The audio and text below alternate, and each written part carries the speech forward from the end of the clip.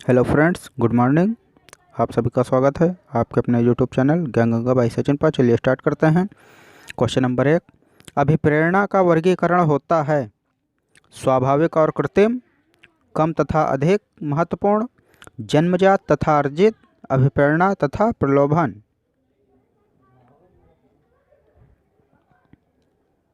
इसका right answer है जन्मजात तथा अर्जित। अब्राहम मैस्लो ने अभिप्रेरणा को दो भागों में वर्गीकृत किया है। एक जन्मजात अभिप्रेरण और दूसरा अर्जित अभिप्रेरणा। जन्मजात में जैसे भूख, प्यास, विश्राम, निद्रा ये सब आते हैं, और अर्जित में जैसे सामाजिक कार्यों में रुचि, प्रतिष्ठा समाज में, इस प्रकार के आते हैं। चलिए नेक्स्ट क्वेश्चन में चलते हैं। सीखने की प्रक्रिया में सीखने का स्थानांतरण हो सकता है सकारात्मक, नकारात्मक, शून्य, ये सभी। इसका राइट आंसर है ये सभी। चलिए नेक्स्ट क्वेश्चन में चलते हैं। निम्न में से कौन सा मत अंतर्दृष्टि द्वारा सीखने की व्याख्या करता है? मनोविश्लेषणवाद, व्यवहारवाद, संबंधवाद, गेस्टाल्टवाद।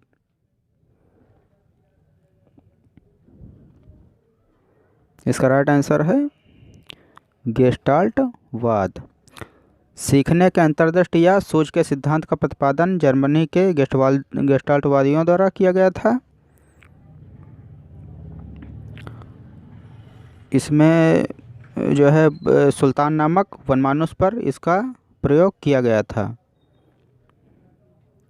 चलिए नेक्स्ट क्वेश्चन पे चलते हैं।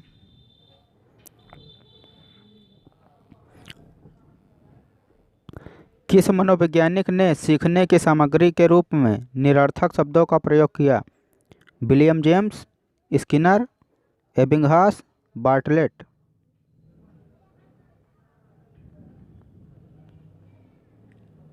इसका राइट आंसर है एबिंगहास।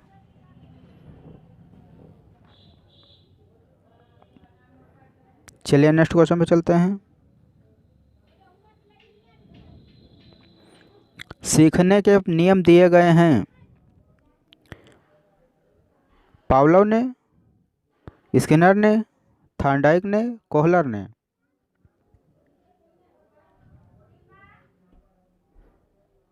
इसका राइट आंसर है थॉर्नडाइक ने। थॉर्नडाइक ने सीखने के मेन 3 नियम दिए हैं: तत्परता का नियम, प्रभाव का नियम और अभ्यास का नियम। चलिए नेक्स्ट क्वेश्चन में चलते हैं। सीखना है व्यवहार में परिवर्तन, अनुभव तथा अभ्यास का परिणाम, व्यवहार में अपेक्षाकृत स्थायी परिवर्तन, या ये सभी।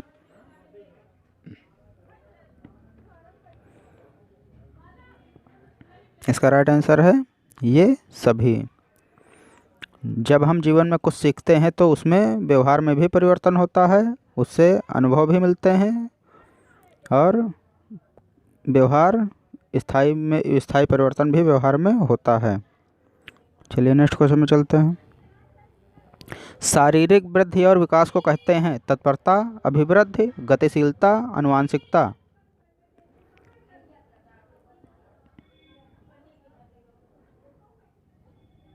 इसका राइट आंसर है अभिवृद्धि।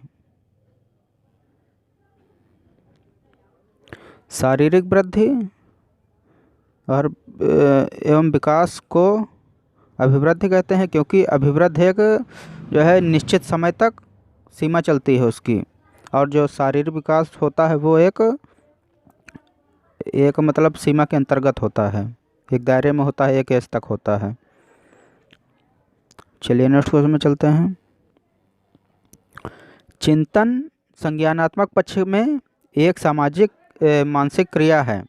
यह कथन दिया गया है जॉन ड्यूवी द्वारा, गिलफोर्ड द्वारा, क्रूज द्वारा, रॉस द्वारा।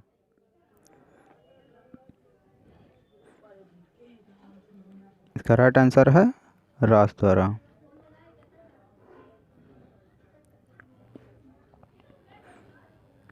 बाल मनोविज्ञान के आधार पर कौन सा कथन सर्वोत्तम है? सारे बच्चे एक जैसे होते हैं, कुछ बच्चे एक जैसे होते हैं, कुछ बच्चे विशिष्ट होते हैं, प्रत्येक बच्चा विशिष्ट होता है।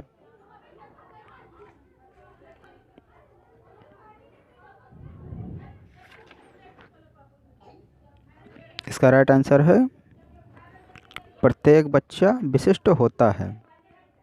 जी हाँ, प्रत्येक बच्चे में कोई ना कोई विशेषता होती है। हर बच्चे में कोई सिंगर के गुण होते हैं, कोई खिलाड़ी बनता है, कोई नेता बनता है। इस प्रकार किसी न किसी हर बच्चे में एक्स्ट्रा जो है गुण होता है। चलिए नेक्स्ट क्वेश्चन पे चलते हैं। बाल मनोविज्ञान का केंद्र बिंदु है अच्छा शिक्षक, बालक, शिक्षण प्रक्रिया, विद्यालय।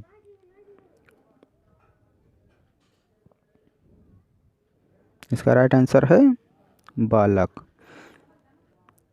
बाल मनोविज्ञान का मुख्यतः केंद्र बिंदु बालक ही है। बाल मनोविज्ञान में बालक की ही सब जो है पूरा ज्ञान मनोविज्ञान जो है बालक के ऊपर केंद्रित किया गया है। अच्छी स्मृति की विशेषताएं हैं शीघ्र पुनः स्मरण, शीघ्र पहचान, अच्छी धारणा, ये सभी।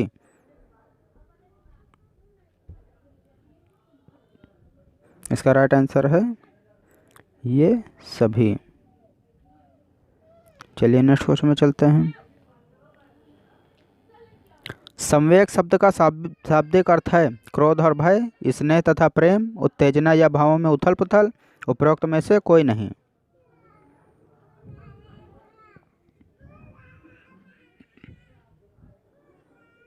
इसका राइट आंसर है उत्तेजना या भावों में उथल पुथल। मैकडूगल ने 14 संवेग बताए हैं।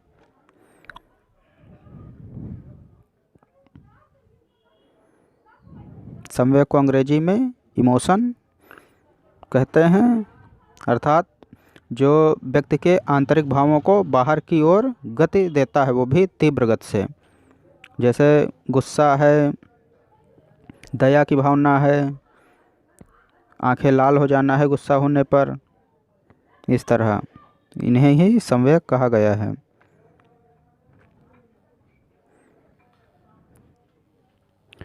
कौशल सीखने की पहली अवस्था है यथार्थता, कल्पनाशीलता, समन्वय, अनुकरण।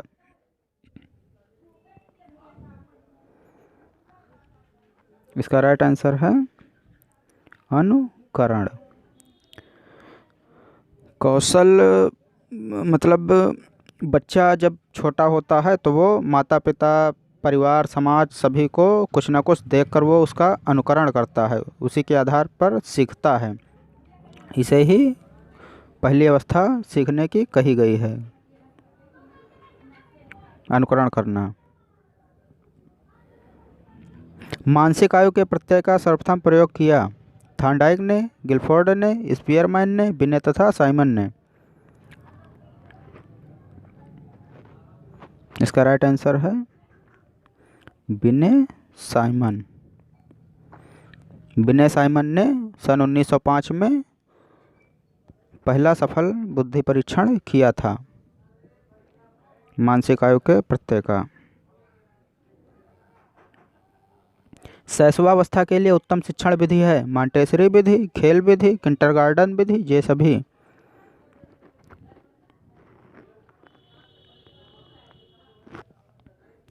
इसका राइट आंसर है ये सभी। शैशवावस्था में 1 साल से 5 साल तक के लगभग बच्चे होते हैं, वो उनमें खेल विधि है, किंडरगार्टन विधि है, मॉन्टेसरी विधि, ये सभी उनके सीखने के लिए उपयोगी होते हैं। बाल विकास में प्रक्रिया पर बल है, वातावरण और अनुभव की भूमिका पर बल है, गर्भावस्था से किशोरावस्था तक का अध्ययन होता है, उपरोक्त सभी पर।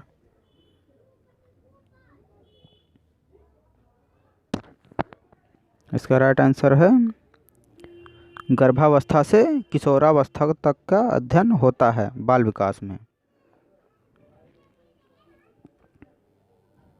बाल विकास का अध्ययन क्षेत्र है बाल विकास की विभिन्न अवस्थाओं का अध्ययन करना, वातावरण का बाल विकास पर पड़ने वाले प्रभावों का अध्ययन करना, वैयक्तिक विभिन्नताओं का अध्ययन, या उपरोक्त सभी। इसका राइट आंसर है उपरोक्त सभी। चलिए नेक्स्ट क्वेश्चन में चलते हैं। सर्वाधिक उपयुक्त जीवित रहता है का सिद्धांत है लैमार्क का, हैरिसन का, डार्विन का, मैकडूगल का।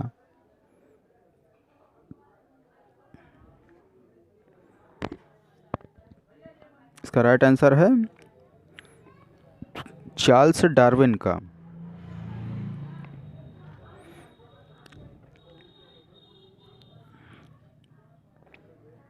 चलिए नेक्स्ट क्वेश्चन में चलते हैं। बिने साइमन परीक्षण द्वारा मापन किया जाता है सामान्य बुद्धि का, विशिष्ट बुद्धि का, अभिवृद्धि का, अभिक्षमता का। इसका राइट आंसर है विशिष्ट बुद्धि का मापन किया जाता है।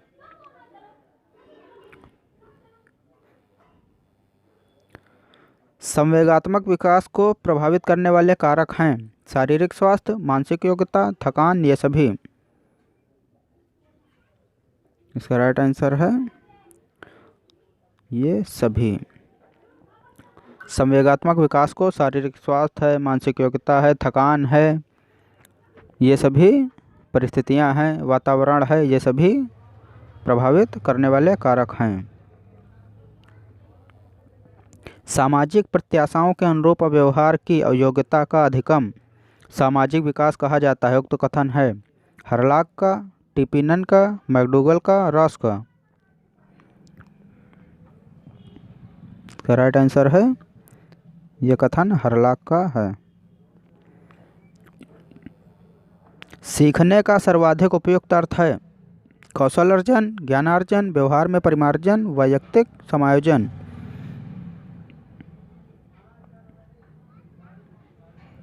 इसका राइट आंसर है व्यवहार में परिमार्जन। सीखने का मुख्य उद्देश्य बालक के व्यवहार में परिवर्तन लाना है ताकि परिस्थितियों के अनुरूप जो है वो खुद को समायोजित करने का उसमें कौशल जो है कौशल का विकास हो सके। वाणी दोष नहीं है ध्वनि परिवर्तन और अस्पष्ट उच्चारण, धीमी या तेज गति से बोलना, हकलाना और तुतलाना, तीव्र अस्पष्ट वाणी। इसका राइट आंसर है धीमी या तेज गति से बोलना वाणी दोष नहीं है, बाकी तीनों वाणी दोष हैं।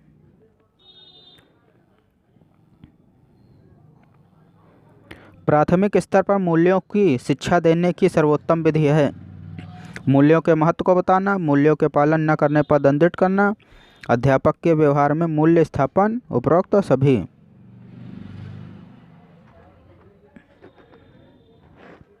इसका राइट आंसर है अध्यापक के व्यवहार में मूल्य स्थापन।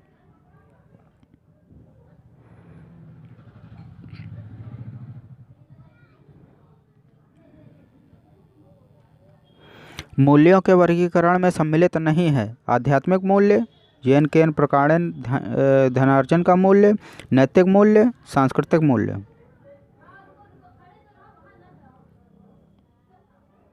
इसका राइट आंसर है येन केन प्रकारेण धनार्जन का मूल्य। यहाँ जो है मूल्य का मतलब जो है व्यक्ति में सांस्कृतिक है, नैतिक है, आध्यात्म के गुण वगैरह उससे किया गया है। धनार्जन का यहाँ कोई मतलब नहीं है। व्यक्तित्व के संगठन का स्वरूप है सामाजिक, आर्थिक, मनोवैज्ञानिक, शारीरिक, सामाजिक, राजनीतिक, मनोवैज्ञानिक, आध्यात्मिक। इसका राइट आंसर है मनोवैज्ञानिक, शारीरिक। मनोवैज्ञानिक एवं शारीरिक गुणों के मिलने से एक अच्छे व्यक्तित्व का निर्माण होता है। दोनों में से एक भी अगर गुण व्यक्ति में नहीं होगा तो उस व्यक्ति का जो है संतुलित विकास नहीं होता है। आत्म केंद्रित व्यक्ति होता है अंतर्मुखी, बहिर्मुखी, उभयमुखी, सामाजिक, निर्भर।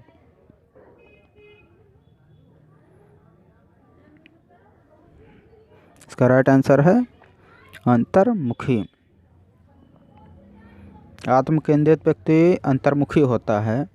वो व्यक्ति ज़्यादातर अकेले रहना पसंद करते हैं इस प्रकार के, और बाह्य परिस्थितियों में वो आत्म केंद्रित प्रकार के जो है व्यक्ति होते हैं, वो खुद को समायोजित करने में कठिनाई महसूस करते हैं। ऐसे व्यक्ति निराशावादी भी होते हैं, क्योंकि ये अपने अंदर की बातें हैं या जो अपने भाव हैं कभी समाज में ज़्यादा प्रकट नहीं करते हैं, अंतर्मुखी। और जो बहिर्मुखी होते हैं वो समाज में अपने हर छोटे छोटे विचारों को या मित्रों को सब बातें बताते रहते हैं, मतलब खुलकर कोई भी बात अपने अंदर नहीं रखते हैं। ऐसे व्यक्ति जो है बहिर्मुखी होते हैं।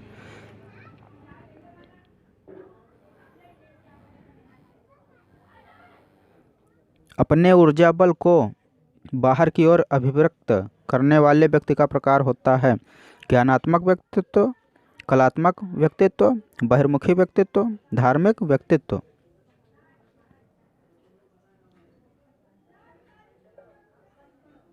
इसका राइट आंसर है बहिर्मुखी व्यक्तित्व।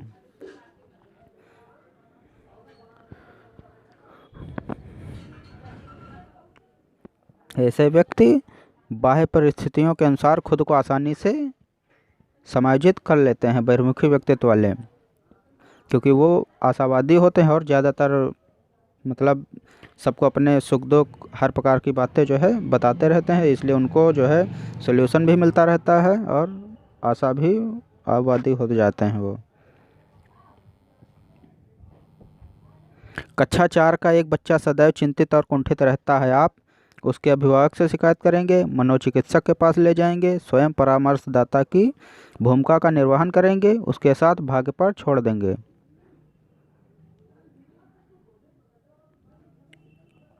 इसका राइट आंसर है स्वयं परामर्शदाता की भूमिका का निर्वहन करेंगे।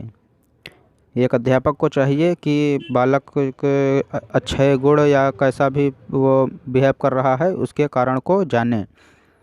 बालक के चिंतित एवं कुंठाग्रस्त होने पर अध्यापक को चाहिए वह बालक से पहले बातचीत करे, इसके कारण का पता लगाए कि ऐसा समस्या उसके साथ क्यों आ रही है।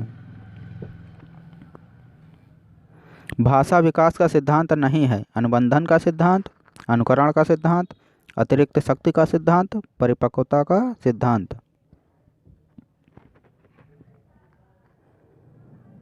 इसका राइट आंसर है अतिरिक्त शक्ति का सिद्धांत।